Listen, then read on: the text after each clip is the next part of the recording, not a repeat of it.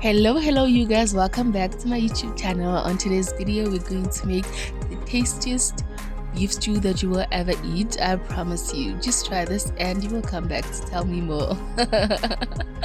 Well, these are some of the ingredients that we're going to use, but don't worry, I will list all the ingredients in the description box.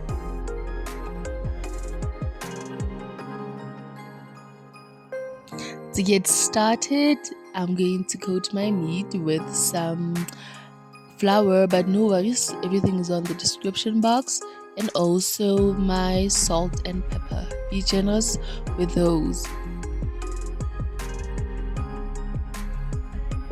While you're watching, please don't forget to comment on this video, like it, subscribe, and share it with as many people as you can.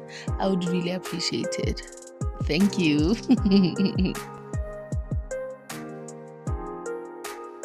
Once I've added enough flour, salt, and pepper, I'm going to proceed to mix my meat to make sure that it's coated using a wooden spoon, and then later my hands, just to make sure that each part has gotten a generous amount of all the seasonings.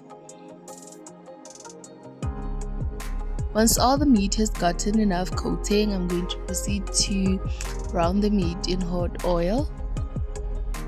Remember that you don't need to crowd your pan. If you feel like you're making a lot of beef, you can fry the first batch just like I did, and then when you're done, fry the second one.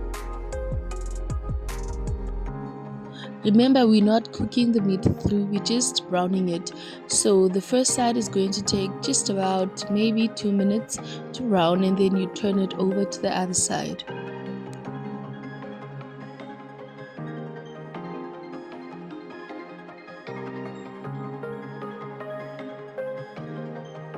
Even without being cooked like all the way through, I promise you this meat is smelling like so amazing in the kitchen. Side note, this recipe will still work if you're making lamb stew. Just that you should know. Once all the meat is browned, I'm going to just transfer it into another dish, and then on the same pot I'm going to add my chopped carrots and onions and fry until just a bit succulent and soft.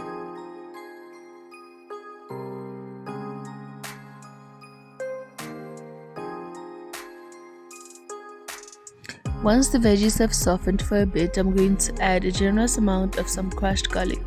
It's my favorite. I love it so much. If you don't have the crushed one, you can just mince it at home. And then next I'm going to add my thyme. Also, you can be generous with this because you can never add enough herbs. The nice thing about them is that they never like overpower with taste. Next, I'm going to add my curry powder, just about 1 to 2 tablespoons because I'm making a lot of meat. Then followed by my bay leaves. What bay leaves do is that they add a very nice flavor to the dish. Also, if you don't have bay leaves, you can use the curry leaves from Woolies. They will still work perfectly, but for this recipe, I prefer them. This you don't really have to add. However, I love mixed herbs because it's a mixture of a lot of herbs, so I'm going to add it.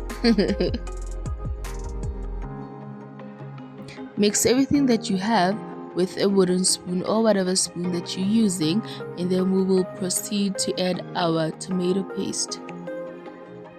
I've added about the whole pack, which is like 50 grams. The smell at this point, oh my goodness, it smells like really amazing in my kitchen. Like you could even eat this on its own really because of the smell. So on this part, if you have wine, you can add about half a cup to a cup of wine. However, because I don't prefer that, I'm adding 1 cup of chicken stock. You may use vegetable stock if you prefer that instead.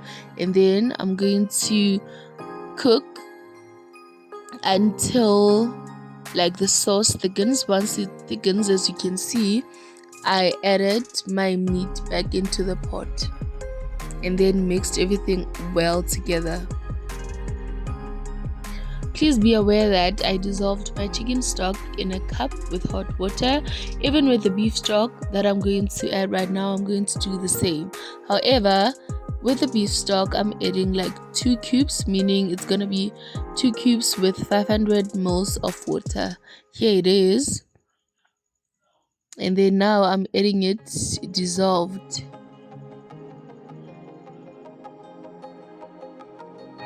Once I have mixed everything together, I'm going to leave my beef stew to cook for about 2 hours in low heat. Remember, we started with the high heat. However, at this point we want our stew to just cook slowly and nicely. If you want to cook it in a slow cooker instead, you may do that. However, I'm cooking it on a normal stove top. This is how the meat is looking after about 1 hour of cooking, and then I'm going to let it to cook for the full 2 hours, and then this is how it's going to come out. Once the 2 hours is passed, I'm going to add my salt and pepper just to add some flavor to the food, and then I will be done. As you can see, the carrots are not even too soggy and too soft because we cooked everything in low heat. They're still standing. This meat, like this stew, is the best stew that you will ever eat. You may serve this with your rice, mashed potatoes, some dombolo if you're South African, and yeah, whatever side that you would like, really. This is how it looks. It is so good, I don't even want to lie. Would you look at that? Thank you guys so much for watching my channel. I really appreciate it. Please don't forget to like this video, comment down below on what you think, and also if you made this stew, please do let me know how it went. Thank you so much for your support. I will see you in the next video. Goodbye. Love you.